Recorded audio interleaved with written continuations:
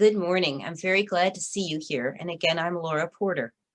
We strive to be a congregation that welcomes people of all ages, races, religious beliefs, backgrounds, gender identities, and abilities. We belong to the Unitarian Universalist Association of Congregations, and we are guided and inspired by its values and principles. Those values and principles move us to remember that we in Northampton inhabit unceded land of the Pecumtuck and Nipmuc peoples, a reminder for every day, and as we honor Indigenous Peoples Day this weekend.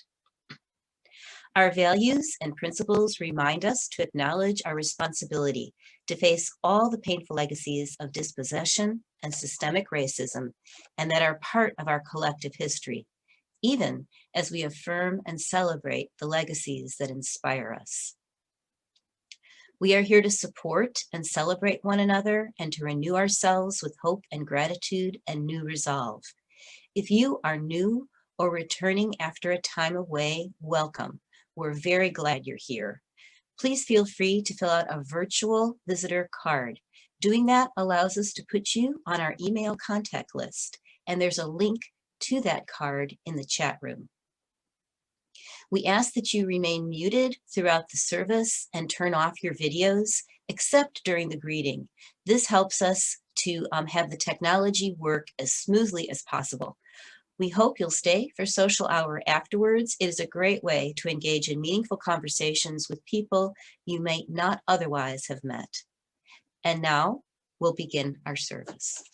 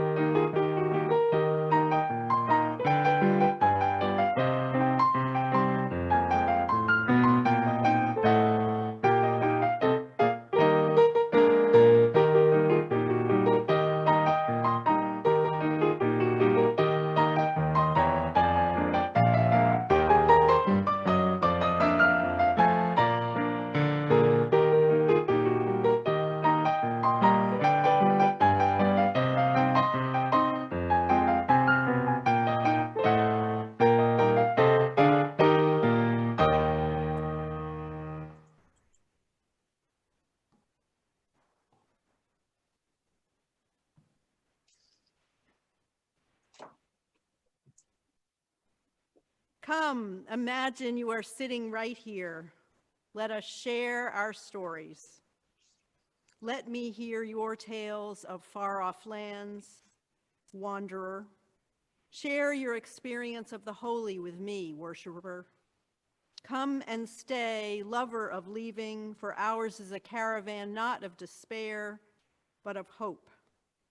There is a time and a place and a hearing for all the stories of this world. Stories are the breath and word of spirit of life, that power that we name love. Come, come again and yet again. Let us speak of what fills our hearts, and let us listen to one another. Hey, And now let's please zip up your join us. jacket before you put the other. Please join us in saying the words to accompany lighting our chalice. That's also true. Fire consumes and casts a bright light. May our chalice flame consume our regrets for the past, our fears about the future, and our worries about today. May it light for us a path of hope and understanding. And now we're going to sing Come, Come, Whoever You Are, and we're going to sing it in Spanish and in English. And I'm really sorry, I don't know what happened to the slide, but you'll just have to see if you can follow along. I put the accents where they were supposed to be, but it got a little messed up. So just follow along, and we're going to learn how to sing this in both Spanish and English. We'll start with the English. Yeah.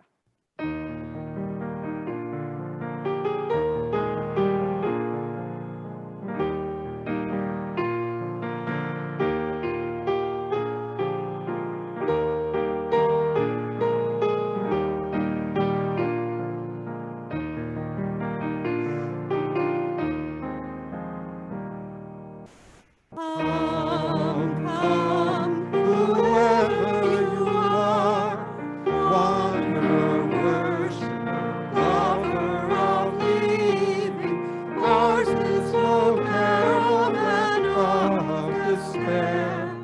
Come, yet again come.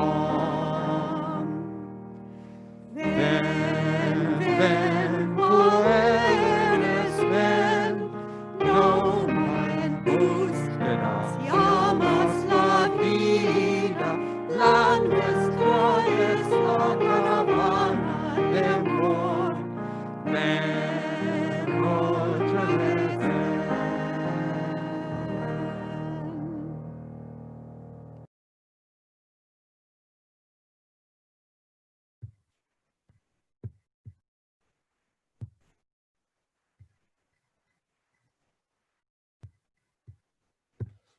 Good morning. Hi, my name is Jessica Harwood, and I'm the Director of Faith Development and Community Engagement. And today I have the pleasure of sharing this book, Louis, by Ezra Jack Keats with you. And I've been thinking a lot about this book this week, and thinking about how a lot of us have some pretty big feelings these days. Loneliness, fear, confusion, happiness. But in this time of physical distancing, screens and masks, it can be really hard to tell how other people are actually feeling and to figure out how we can offer ways to care for each other and support each other. The second principle of Unitarian Universalism is be kind in all you do. I hope that this story will inspire us all to think of creative ways to reach out in kindness to others during this time. And here comes Louis.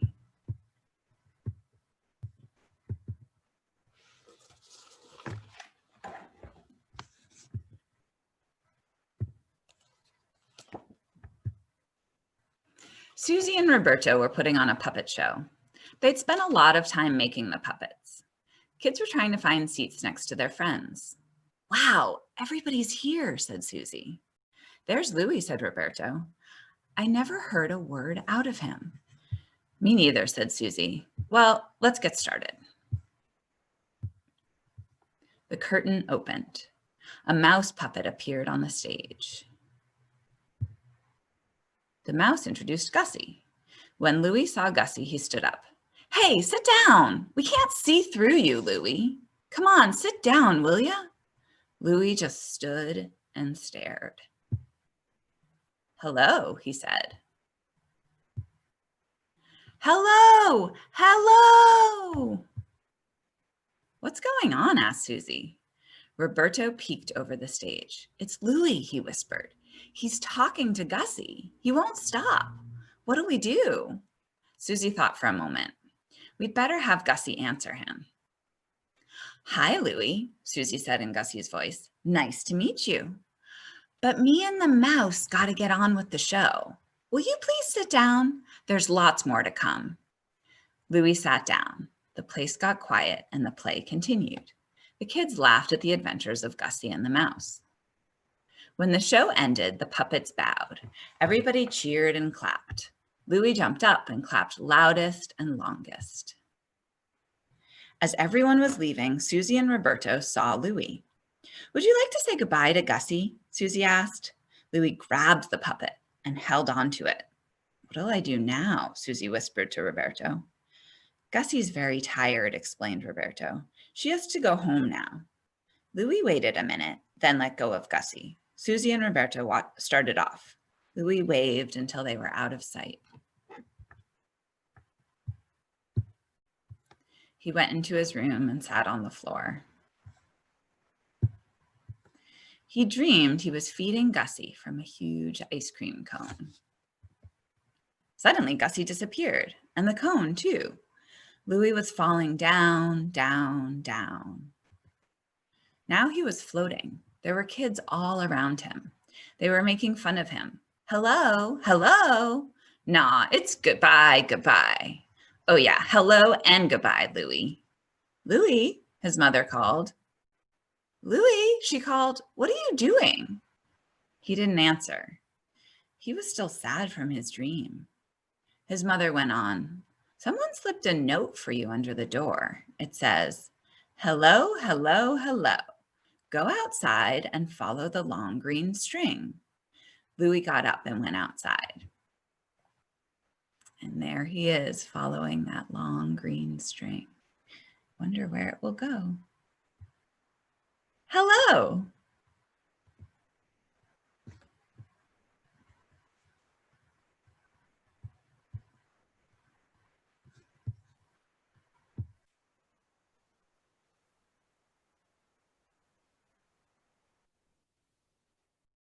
Can I come back, please? This is Socrates. Some of you met Socrates earlier, right? It says yes. Can you say hello? Did you like that story? Yes, no? Why no? It made you sad? Why were you sad? Oh, he feels sorry for the mouse. You know what? I bet they'll see each other again. I bet Gussie and the mouse will see each other again. I think he feels a little better. Let's sing together. You've got to do when the Spirit says do, and we're going to skip the verse about sharing because we know that. So we're going to sing, do, sing, pray, do. Please join, rise in body or spirit if you are so inclined, and join in singing.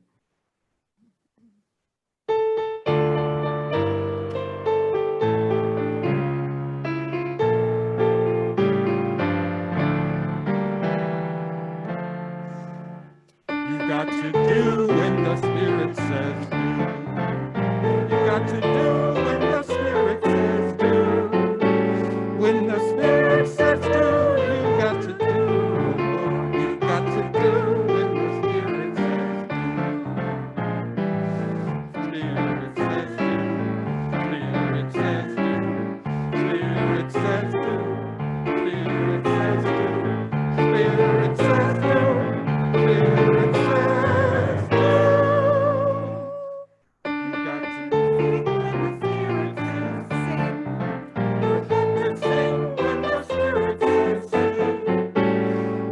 Spirit says sing, you got to sing. You got to sing when the Spirit says sing.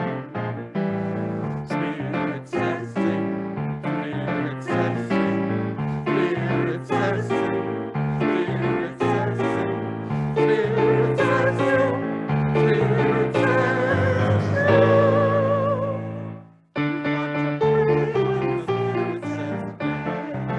You've got to dance when the Spirit says dance. When the Spirit says dance, you've got to dance. You've got to dance when the Spirit says dance.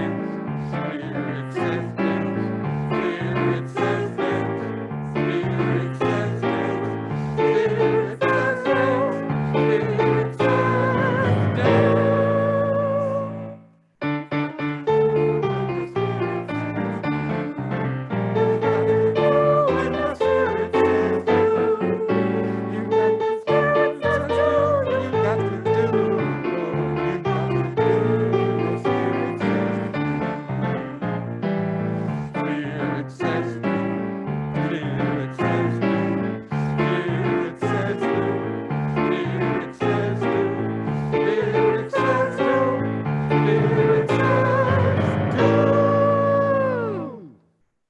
Spirit says dance.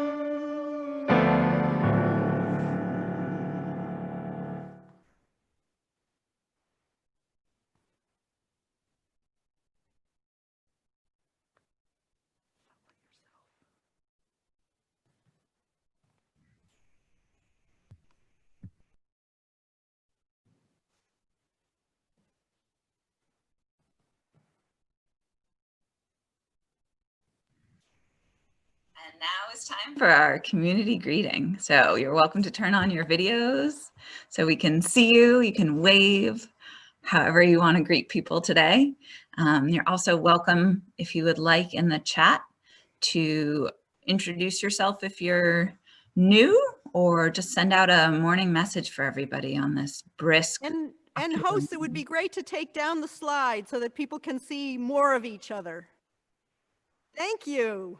And for those of you who are new to Zoom, on the top right of your screen, if you're on a computer, there's a 9 squares, looks like a waffle. If you push that, you'll be able to see a lot of people, and then you can scroll through. Oh my goodness, look at all these people. So wonderful to see you all. You're just flying by on my screen. Did everybody like Socrates? Did you meet Socrates earlier? Yes? Those of you who are in the family time? Yeah? He has a story of how he came to be that I'll tell you sometime. Hi, Lyra. I see you back there.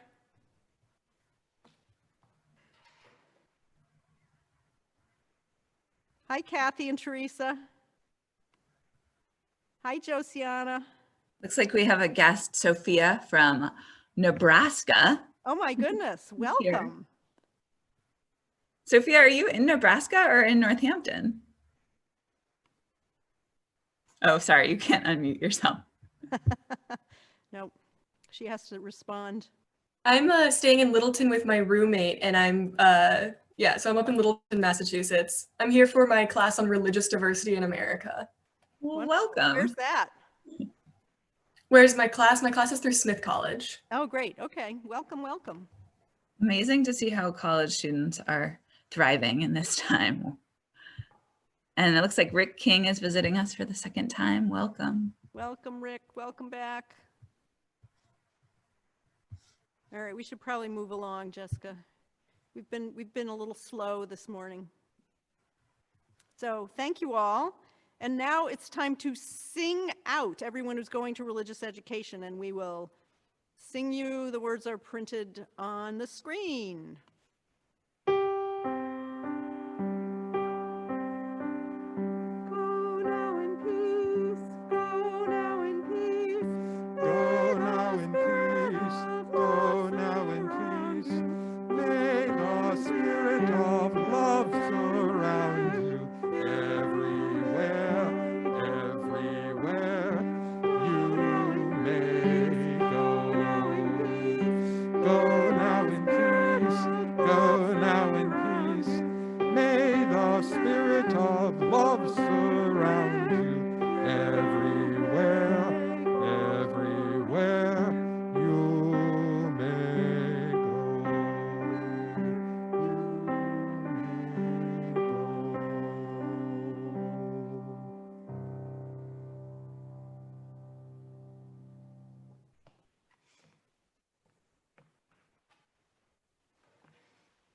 Our first reading is a story. It comes from the Middle East. It's a traditional story that comes from the Middle East. Once upon a time, there was a smuggler who led a donkey laden with bundles of straw to the border between two lands. The inspector at the border was suspicious, and he demanded to search the bundles. The smuggler didn't resist. He said, "Search away. If you find anything other than straw in my bundles, I will pay whatever is due." The inspector pulled apart the bundles. There was straw everywhere, in the air, on the ground, stuck to the donkey's ears and in the inspector's hair, but he didn't find anything else. "You are very, very clever," he said as the smuggler removed straw from the donkey's ear. "I am certain you are hiding something, but you have concealed it too well for me. On your way, go." The man crossed the border with the donkey while the inspector looked on with a scowl on his face. A day or a week went by, and again the man came to the border with a donkey laden with straw. Again the inspector pulled apart the bundles, and straw flew everywhere. Again, he said in disgust, "Go on your way." The next day or week, and the next, and the next, and the next, and the next, for 10 years or more, the same man came to the border with a donkey laden with straw. Every time the inspector carefully searched the bundles, every time he found nothing but straw, and it drove him nearly mad. Finally, he retired, but he could not get that smuggler out of his mind. One day he was walking through the marketplace thinking about the mystery at the border, racking his brains for where else he might have looked for whatever it was that the smuggler was hiding, and suddenly he noticed a familiar face in the crowd. "It's you!" he shouted. "I know you! You're the man who came to the border day after day with the donkey laden with straw." The man nodded and he grinned a big grin. "Aha," said the inspector, "I knew it. I was right. You were sneaking something. Look, I can't do anything about it now. Please, tell me, what were you smuggling?" "Donkeys." The man laughed out loud as he spoke. "I was smuggling donkeys." On that note, it's time for our offering and our offertory music. We are dividing the proceeds from all of our Sunday offerings now, 50-50, half to support our own work in the congregation, half to be shared with organizations selected by the Coordinating Council. You can make donations by clicking on the blue donate button on the homepage of our website, and you can also send in a check. And every week, our generosity is making a huge difference in many lives.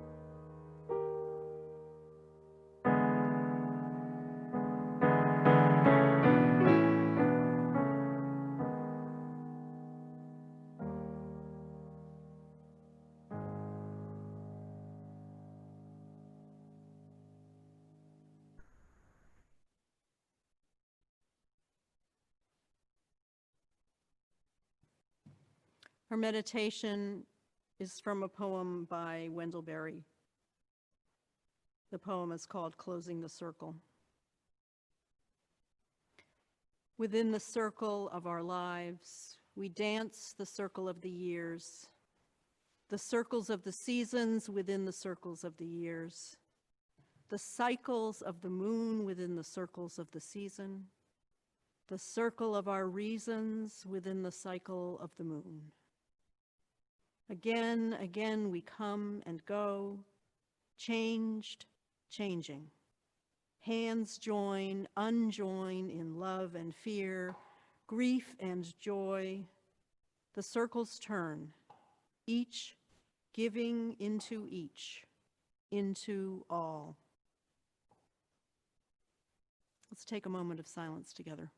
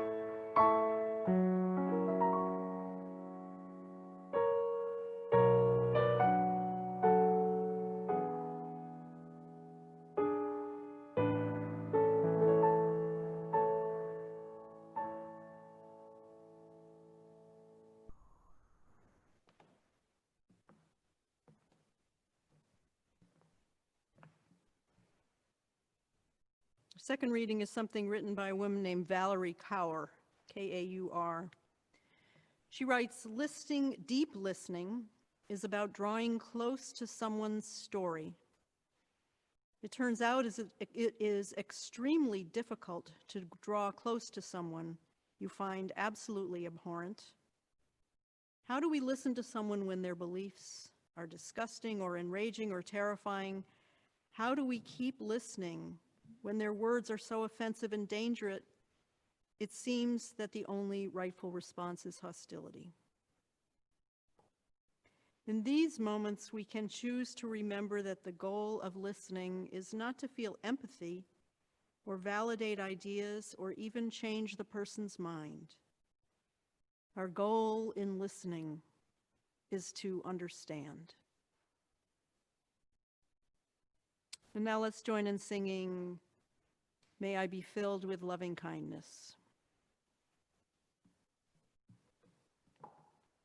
May I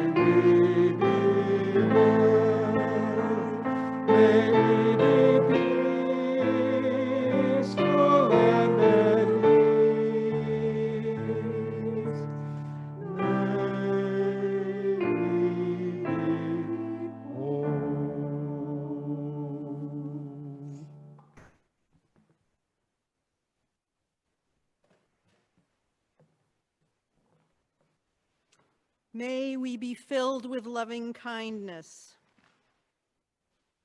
What does that mean? And does it help us get better at understanding one another? Maybe especially when there are differences of opinion or language or culture or life experience or habits.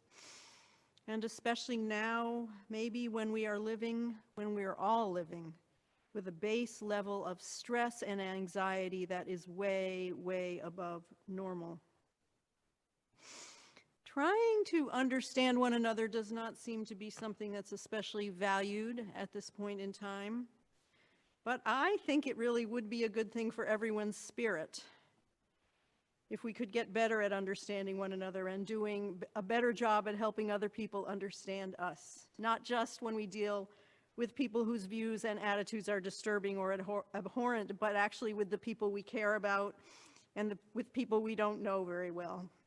And some of us are better at this than others. Some of us are good at it sometimes and fall on our faces at other times.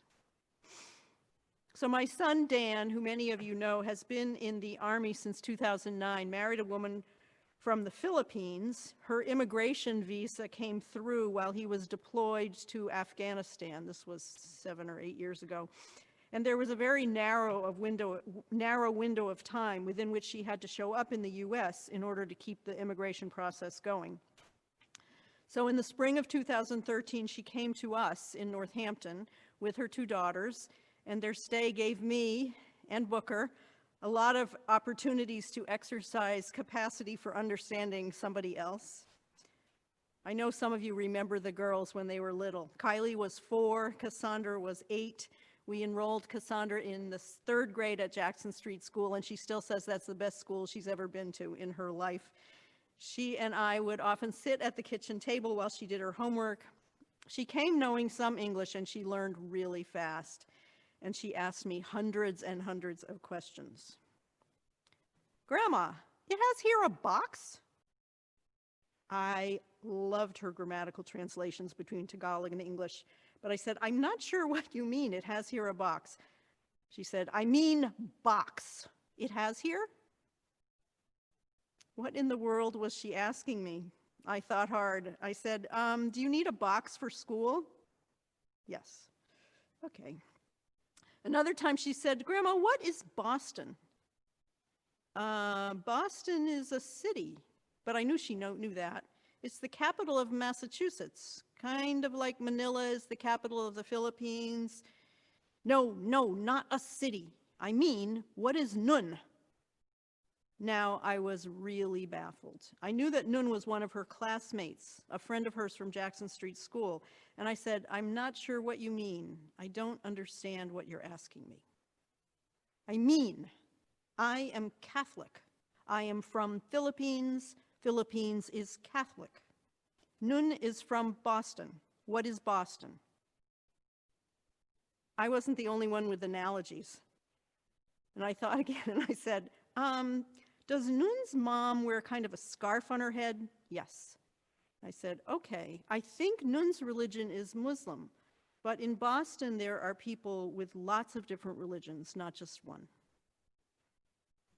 We had many conversations like that one, and I usually had to listen pretty hard and work hard to understand. I had to be curious and ask questions and try to put myself in her shoes. And she worked at it too. She really wanted me to understand her, and she wanted to understand this new world that she had stepped into. We had and still have a very special relationship, and it was a joy to me to be a grandma and to get this rare chance to watch her learn and grow as she lived with us for 2.5, 3 months. It is quite clear that between love and understanding there is a very close link. Those who love understand, and those who understand love. One who feels understood feels loved, and one who feels loved feels sure of being understood. That was written by Paul Tournier, a 20th century Swiss physician who pioneered work on the relationship between emotional and physical health. And with Cassandra, my desire to understand her was definitely fueled and inspired by love. Love can smooth the path to understanding and make the obstacles worth overcoming. There are lots of different kinds of understanding. What about understanding each other in the story of the smuggler? What does that have to do with any of this? 10 years or more, day after day, the same man came to the border with a donkey laden with bundles of straw. The border inspector had an intuition. He knew something was going on, but he never figured out what the smuggler was doing. And he was looking in the wrong place, zooming in instead of zooming out. If there had been a box at his inspection station, he was in it. He could not see outside it. You might think, why didn't he notice day after day, year after year, that the smuggler had a different donkey every time? But he didn't see the donkey. He was too busy looking for what the donkey was carrying. And of course, the smuggler was not the least bit interested in helping the inspector understand what he was doing. So this might, from the inspector's point of view, be a story about how getting in our own way can prevent us from seeing and understanding. And from the smuggler's point of view, it might be a story about taking advantage of someone's tendency to get in their own way when we don't want them to understand. We had another story this morning. It was a story that made a sock puppet cry. I love that book, Ezra Jack Keats' beautiful book about Louis and the puppet named Gussie. And Louis, of course, is the kid who's strange. The other kids call him worse names. He doesn't fit in, he doesn't talk, he doesn't have any idea how to understand or relate to the other kids. He's a target, he's lonely.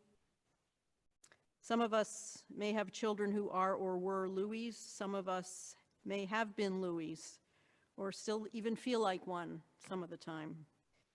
In Keats' story, Louis falls in love with the puppet Gussie, and somehow, magically for him, Gussie becomes his.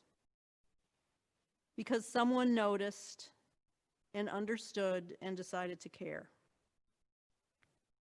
So maybe sometimes understanding another person takes being willing to notice and having the courage to go against the crowd.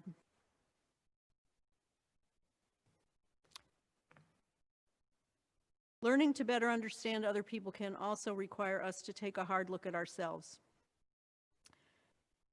Early this summer, I had the first of several conversations with the Reverend Andrea Evasion and the senior pastor at the Alden Baptist Church, whose name is Reverend Dr. L.A. Love. We were beginning to explore whether there might be ways to develop a relationship between the Unitarian Society of Northampton and Florence and the Alden Baptist Church in Springfield, which is a predominantly Black church. Pastor Love is Black. He has been at Alden Baptist for about 3 years. Andrea is white. She is well known in Northampton and the surrounding community. She's the founder of the Sojourner Truth School for Social Justice Leadership, and she is now also an associate pastor at Alden Baptist Church. In August, Pastor Love called me after we had had several conversations, and he wanted to raise and name some major theological differences between the beliefs their denomination prescribes and our own UU principles. And as he said that, I felt like I should have known this was coming. I believe that Alden members are people of deep heart and soul-felt faith in God. I feel that in him. I see it in him. And he made clear to me that in their denomination, they look to biblical teachings for guidance and for truth, and they read the Bible as saying that homosexuality is a sin and that marriage is defined as a relationship between a man and a woman. Was this an insurmountable obstacle to whether or not our congregations could enter into a deeper relationship with one another, or even whether we could continue the relationship we had? I didn't know. He didn't know. He said he believes in the possibility of bridging differences.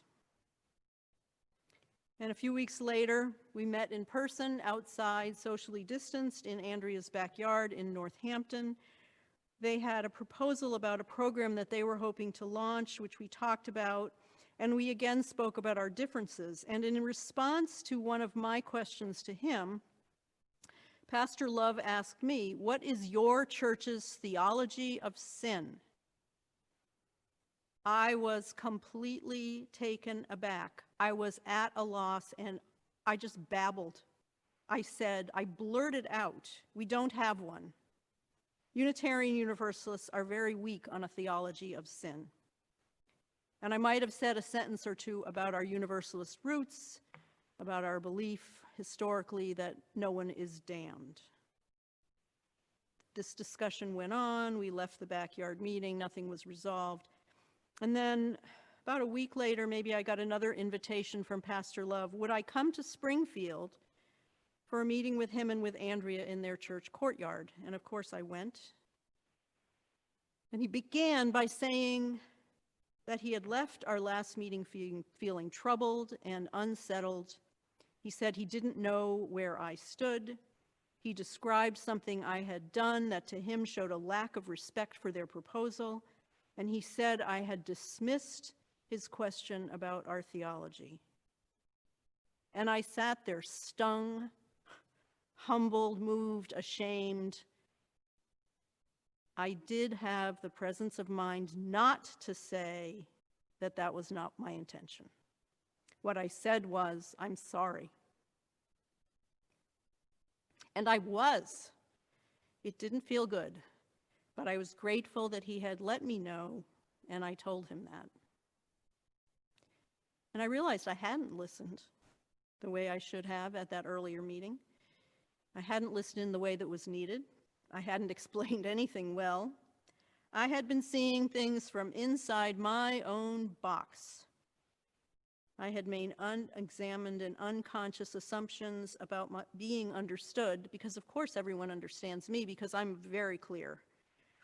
And I was making assumptions, unexamined assumptions about being right. So I thought about how I might have responded differently, and actually how I did in that second meeting as we talked about our theology of sin. But I could have started by trying to take in my own feelings. I could have acknowledged them. I could have said, "Wow, you just caught me by surprise with that question. I don't think I have a very good explanation of our theology of sin on the tip of my tongue." And I might then have been able to collect my thoughts and give a fuller explanation of my struggle with his question. And as I said, this time after apologizing, I did do a better job.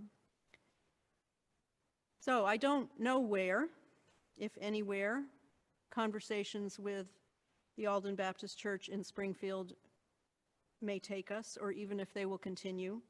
We are very different congregations. Conversations and new relationships are really complicated by all of the restrictions and difficulties that this pandemic poses on all of us.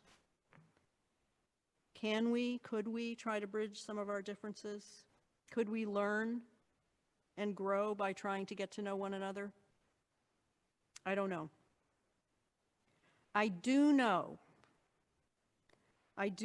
that we can all take small steps in all of our relationships that may help us get better at understanding one another, and I do know we need to get better at understanding people who think differently from us. How do we do that? We can try to exercise humility and self-awareness, try harder to examine our assumptions, and look outside the boxes in which those assumptions put us. And we can try, through practice and prayer and acts of self-care, to ground ourselves in compassion and in love. Because grounding ourselves in compassion and love for ourselves and others is what we deeply need now and in the days to come.